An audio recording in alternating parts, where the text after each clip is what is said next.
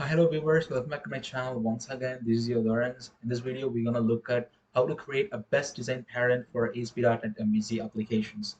In MVC applications, you can go with an Model B controller along with a three-tier architecture or an n-tier architecture, plenty of design patterns in it. We're gonna take a three-tier architecture into the next level and gonna give some customization for our wish and make our project efficient and code management. Code reusability, design pattern control, everything will comes under this MVC application. This can be used of mid-level project.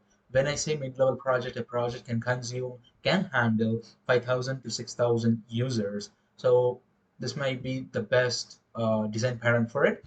So let's see how we can create it.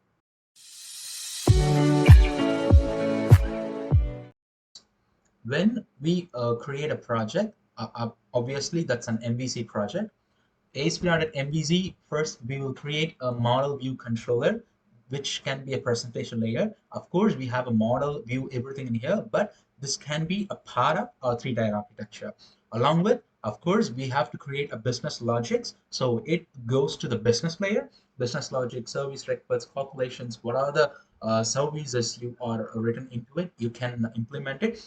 Then we have to retrieve or insert a data into a database. So all the database activities gonna handle by the database layer. All these layer can be alone with each other. For example, presentation layer only have contacted with business layer, database layer no longer contact with a presentation layer. We are separating each and every layer. If suppose we are changing something when the application gone to production, we are changing something into business layer, only take the business layer DLL and put it in the production and run it. This is more efficient feature than having everything in one project. Then all these projects can share their model property along with the entities. It is a class library, and from the business layer to database layer, you can have an interfaces. If you don't know what is interfaces, I'll give the link in the description. You can go ahead and read the article. So this is what we're gonna implement it. Let's see how we can do it. I'm using Visual Studio 2019. I am creating a new project. The project has ASP.NET Web Application, which is .NET Framework. Next, we can give a project name called Architecture App. Create. And it asks MVC Web API URL. We can create a application we want. I'm gonna go with an MVC application. Even if you select Web API, it will ask MVC or Web API application. You can check, uncheck it. Now I'm going with an MVC application. Create it. Cool. Our project has been created successfully. I used to check the project is running fine or not before we get started. So I'm checking on it. Our application works like a charm. Now we can go and implement our architecture. Simply, we have an MVC application. This is web. As I always mention, we have to create a business layer. Now click on a solution. Let me change the theme of Visual Studio for your better visibility. Now you can click on a solution, add new project. You can click class library .NET Framework, okay, or else you can select from on this and click next. You can set as architecture.bll, which is business layer. Now we can create the same. You have to create another project, same class library, architecture.data layer, which is DLL. Create. Same, you can create another project for a entity. Maybe entity can be optional, but as I already tell you, if we are using some properties in the data layer and the web presentation layer, we cannot have a reference, we cannot have a loop reference. So it's better to create one additional library as entities. Architecture entities created. This is all we want. Then we can give references to each other project. From we can go from a web project. Now click on references, then add reference, go to projects under solutions. We are only giving the references for business layer and entities. Okay.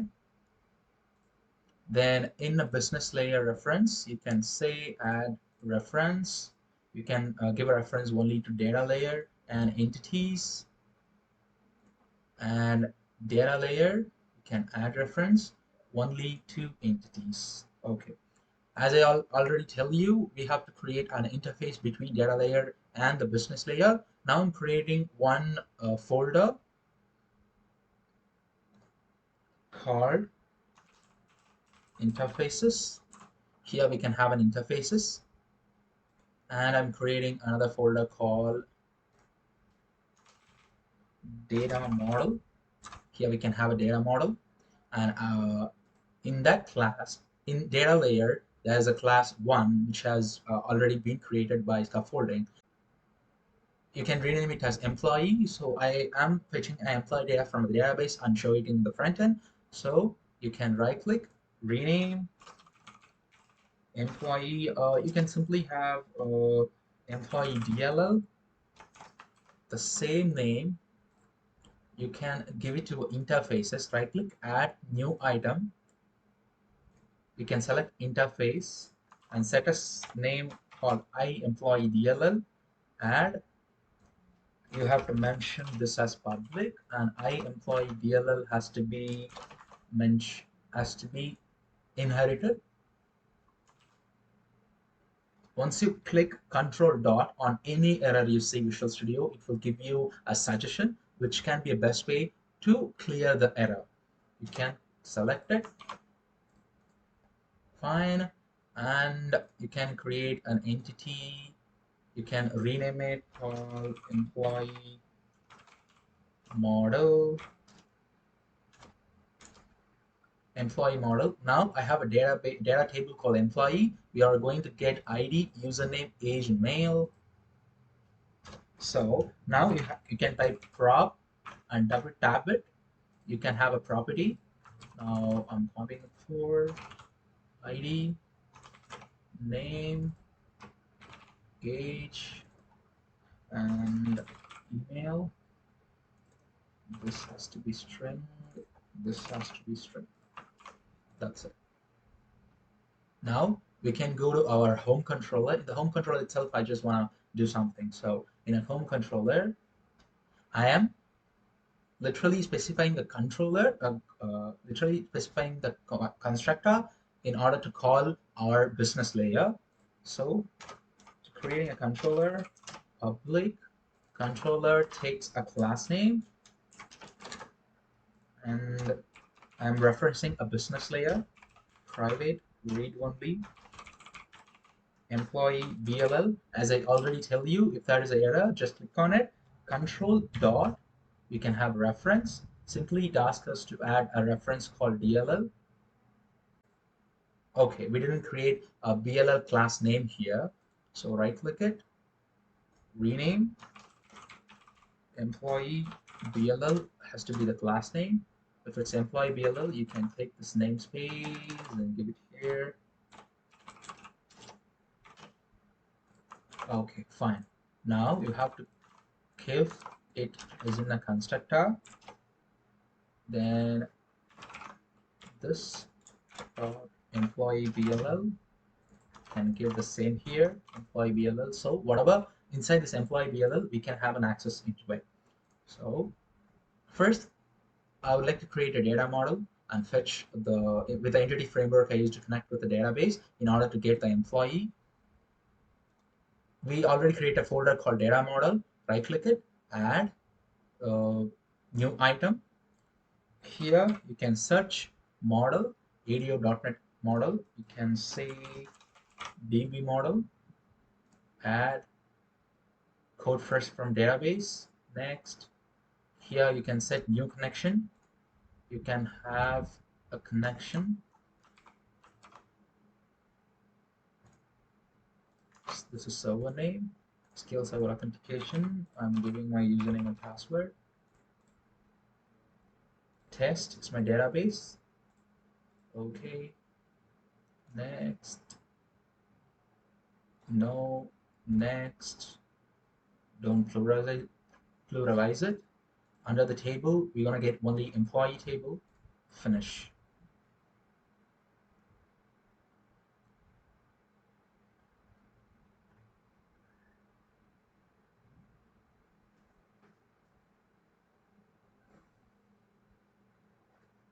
Once you create a DB model, it has been successfully created. Under DB model, you can see employee.cs. Perfect.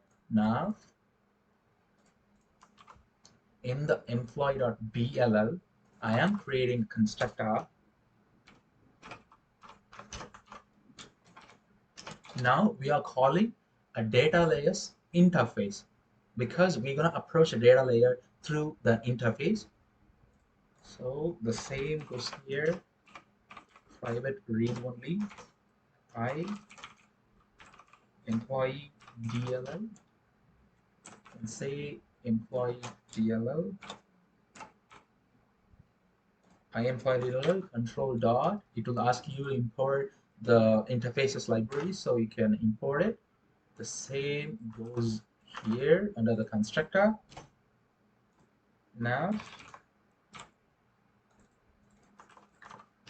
the same you have to give in here. Cool. Now we can go to a data layer. We already created an interface. We have created the class. We can create the class. In the class, we can simply create one function.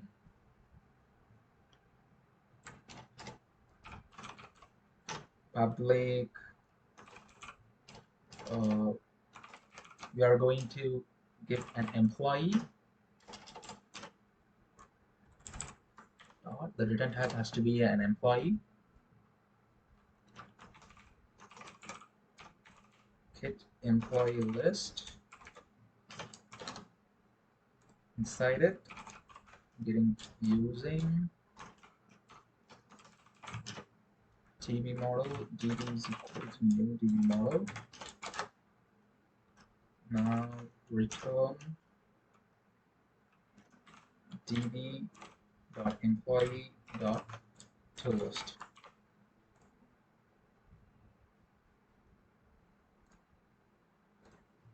I'm getting a list of employees, so you can simply say list. Fine. Now we are returning an employee list from the data layer, and we make sure you are specifying this function or method into interfaces.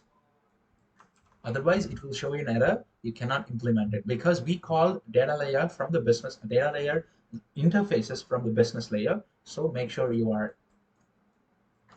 initializing it inside the interface.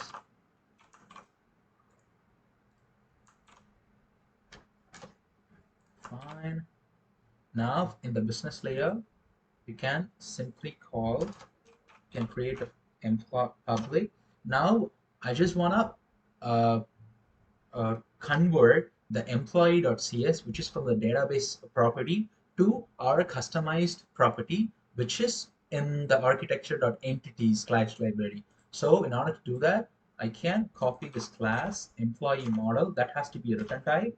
Then you can say get employee list, the employee model list, control dot to implement it.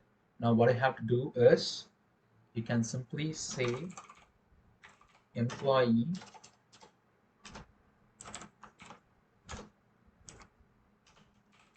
m is equal to, that has to be list of employee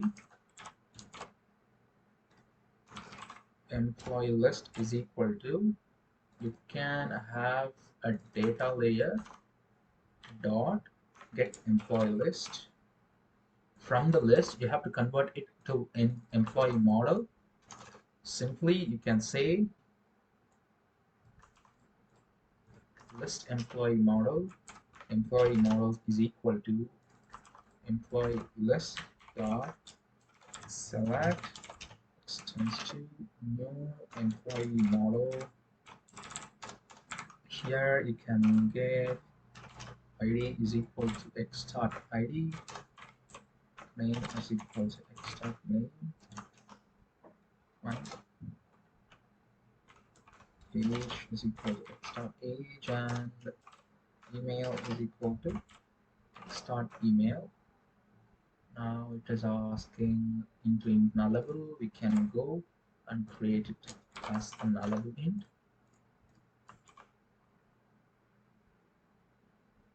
Okay, now we have to keep it as to list.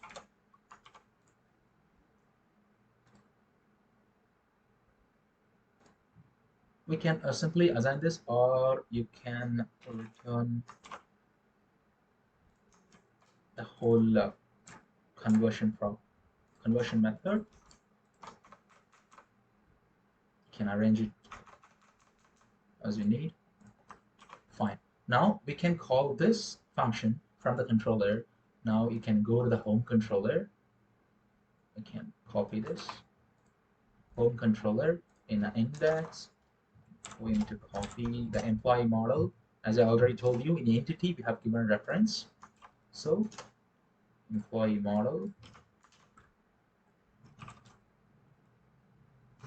list is equal to, and keep this under employee BLL.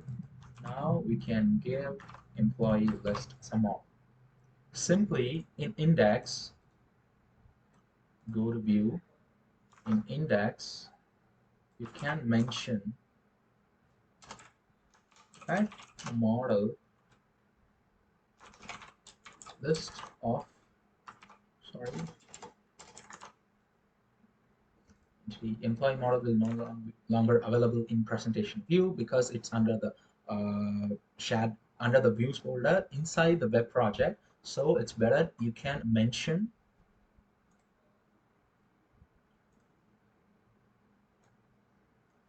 the namespace. Now it will work. I've already given these examples in many of my previous videos, but for your clarification, if we are simply creating a project, we may have many questions: how to give references, how to implement the interfaces. When you implement the interfaces, you will have a parameter-less constructor, errors, and everything. I am giving my best to teach you from the basic to the advanced in order to create these kind of projects. I can simply delete all of these and create a table.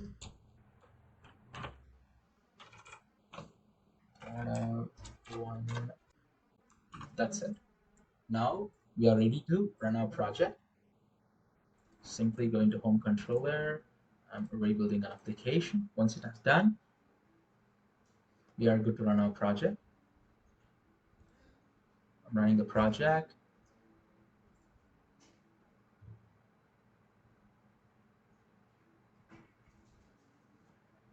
Perfect. I know this error will come.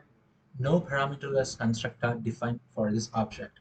Simply, you could go to Visual Studio and stop the running project. This is because you have called a home controller by a constructor of employee BLL, but the employee business layer class has a constructor. You didn't mention anything, any parameter value inside the constructor. So how we can prevent this? Because without doing this constructor thing, you cannot implement the interfaces. How we can do that? Simply right click your web project and set manage NuGet packages. In browse, you can simply say artifact.mvc5. Once you browse it, you will have artifact.mvc5. Then install it.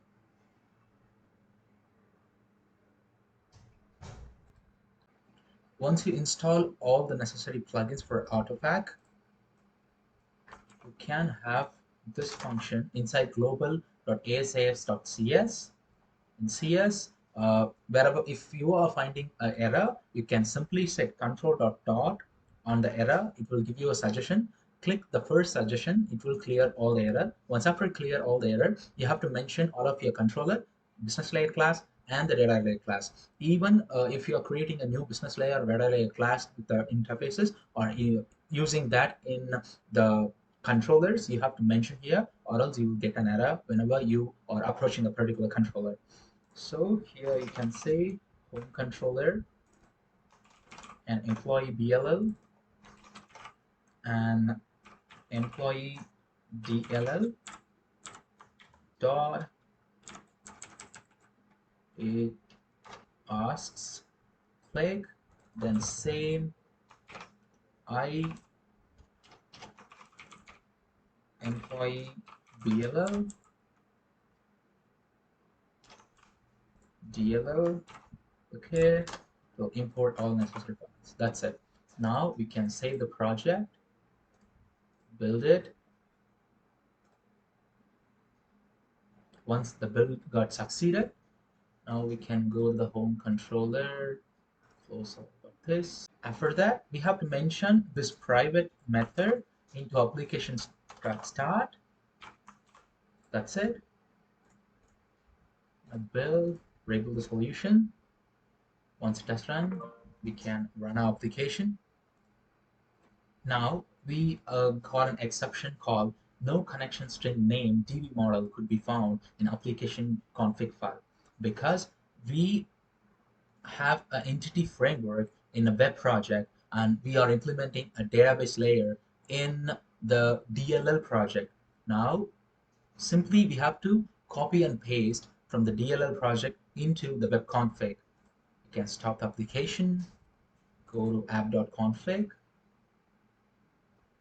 app.config in the data layer.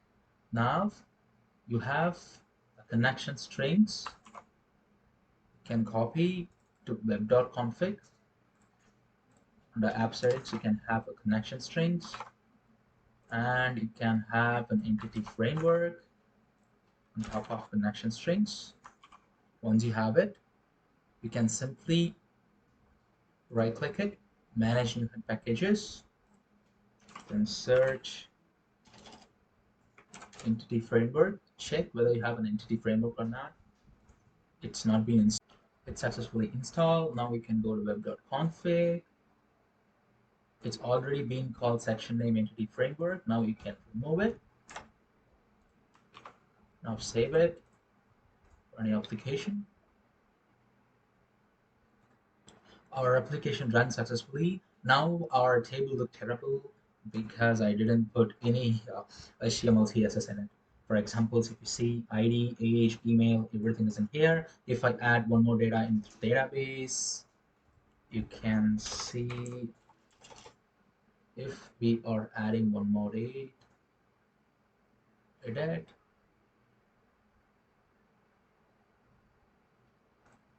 If I add test 111122,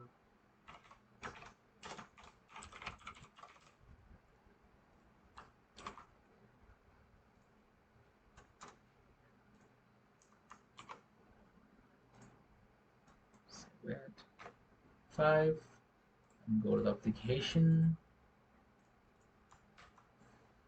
If you refresh it, the data has been added here. So we are getting this data by crossing multiple project levels. Whatever happens in each and every project, you can simply go ahead and change a particular project in order to make it alive. Or if you are taking a build, you can take a particular project where it has been changed. If you are changing a data layer, you can take a layer architecture DLL like that. It is really developer friendly, reduce your time much longer. It takes a bit longer to create additional base project. However, wherever you are creating a project, it will take, but there is no harm to spend a time in it, because once your base is strong, you can implement project. You can enhance the architecture even more, adding multiple project, multiple utilities, and authentication layers and everything. This is the best way to create it.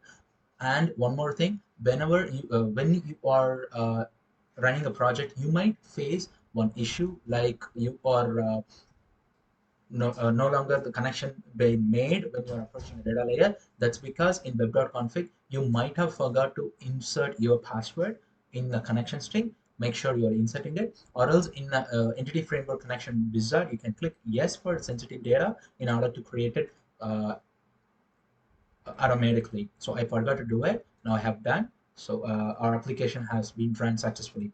So that's all about it, guys. I hope you enjoyed this video and you learn about the basic architectures and how to customize the existing architectural patterns. You can like, subscribe, and comment my video whenever you have an issue, or if you're facing some difficulties in order to create the project. You can comment me in the best way. I'll reply to you.